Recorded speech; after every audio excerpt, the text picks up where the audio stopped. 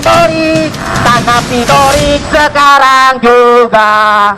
Berbagai macam kasus, dari mulai catatan-catatan buruk yang terjadi di Provinsi Maluku Utara yang telah disampaikan sejak lama dan kemudian kami sampaikan berulang-ulang kali. Gubernur Provinsi Maluku Utara, Saudara Abdul Ghani Kasubah, yang itu adalah salah satu otak di balik apa pemalsuan yang namanya dokumen izin usaha pertambangan 27 iuk ilegal yang sudah kesekian lamanya di tahun 2018 dilaporkan oleh 2 anggota DPRD, khususnya adalah di Komisi Pemberantasan Korupsi yang sampai sejauh ini mandek di tangan KPK. Informasi kemudian mencuat, konon memberi informasi sudah 2 kali pemanggilan konon dalam pemberitaan kawan-kawan. AGK sudah dipanggil, lantas kemudian kawan-kawan sikap dan integritas dari lembaga KPK hari ini kemudian kita pertanyakan bahwa kenapa ada izin-izin yang kita anggap bahwa bodong terjadi di Provinsi Maluku Utara. Di tahun 2021 mencuat sebuah kasus atau sebuah agenda yang itu merupakan agenda nasional yang dilaksanakan oleh pemerintah provinsi yang itu disebut dengan agenda seleksi tilawatil Quran di yang ke-26 di Provinsi Maluku Utara dilaksanakanlah di Ibu Kota Provinsi Maluku Utara. Provinsi saudara-saudara, negara dalam hari ini kami sampaikan sekali lagi melalui KPK bahwa blok anggaran yang kemudian terdistribusi yang itu menjadi bagian dari anggaran APBN dan APBD penggabungan terafiliasi di dalam itu kurang lebih mencapai 46 miliar. Dalam kegiatan tersebut kami sampaikan bahwa efek manfaat dalam kegiatan tersebut dilaksanakan dalam item di kegiatan. Kami menemukan melalui kajian secara spesifik bahwa ada dugaan penggelapan atau penyudutan mastermas. Siapa salah satunya? Salmin Jadidi sebagai ketua panitia lokal yang itu menjabat sebagai kepala Bapeda Provinsi Maluku Utara. Yang kedua, khusus di Biro Umum bahwa terdapat ketika inspektorat mengeluarkan bahwa terdapat temuan sekitar kurang lebih 20 miliar. Itu terindikasi khusus di Biro Umum dari 7 item kegiatan atau 4 item kegiatan tersebut itu terjadi malpraktek yang namanya penggelapan. Dalam dibalik itu Salmin Jadidi sebagai ketua panitia lokal yang menjabat kepala Bapeda Saudara Jalaluddin Wua yang khususnya adalah di Biro Umum.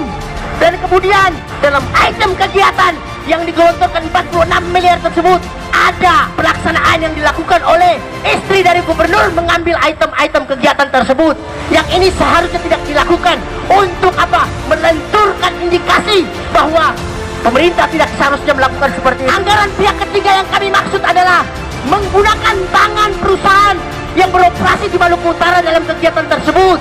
Kami menduga bahwasannya Ahmad Purbaya tidak melakukan transparansi, bahwasannya diduga kuat mengambil keuntungan-keuntungan dalam hal kegiatan STKE. Biar Salmin Jadidi bersama dengan istri gubernur harus kemudian dipanggil dan diperiksa oleh lembaga superbody. Kami perlu menyampaikan kepada KPK ada motif yang disebut dengan kolusi juga dan nepotisme terjadi.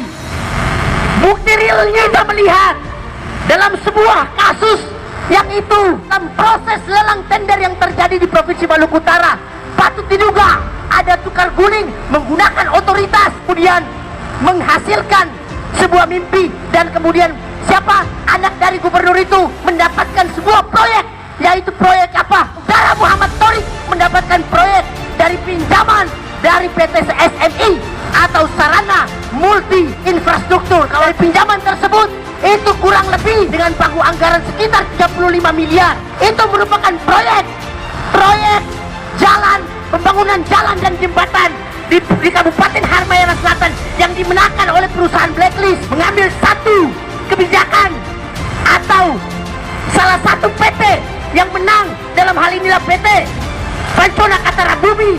Itu kemudian telah apa? Dia di blacklist, punya riwayat merah atau punya riwayat hitam, punya riwayat buruk, dan itu menjadi keputusan dari bagi institusi.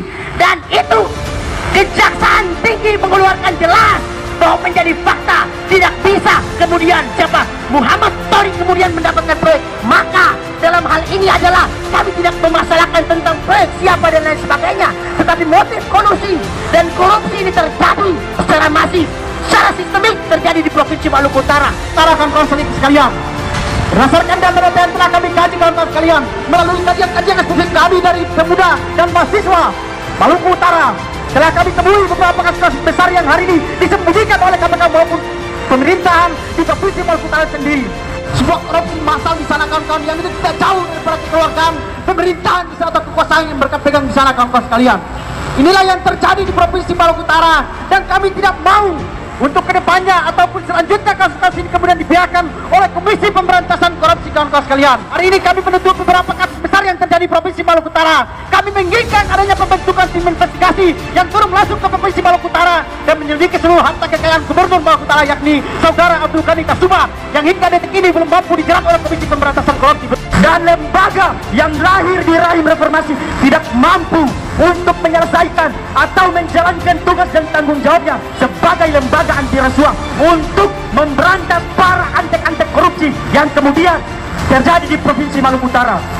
Tuntutan yang kemudian telah diterima oleh Komisi Pemberantasan Korupsi tidak mampu diselesaikan, maka Komisi Pemberantasan Korupsi kami anggap berada di bawah kaki atau di bawah telapak kaki Gubernur Abdul Ghani Kasubah. Komisi Pemberantasan Korupsi harus dengan sesegera mungkin atau dalam waktu yang singkat untuk melakukan penindakan terhadap petinggi-petinggi yang ada di Provinsi Maluku Utara untuk ditindaklanjuti dalam hal kasus praktek tindak pidana korupsi. Gubernur dan beberapa para petinggi-petinggi yang kemudian mempraktekkan koruptor berjamaah di tingkat Provinsi Maluku Utara. Maka sebagai pemuda asli mahasiswa Maluku Utara harus memiliki kewajiban dan tugas untuk mengkritisi segala bentuk tindakan yang kemudian itu bertentangan dengan aturan main yang telah kita sepakati di dalam konteks berbangsa bernegara sebagai pemuda mahasiswa Maluku Utara anti koruptor. Maka kami akan meminta kepada Insinyur Widodo akan segera diganti ketua Komisi Pemberantasan Korupsi yang serius yang kemudian dihadapi oleh masyarakat Provinsi Maluku Utara.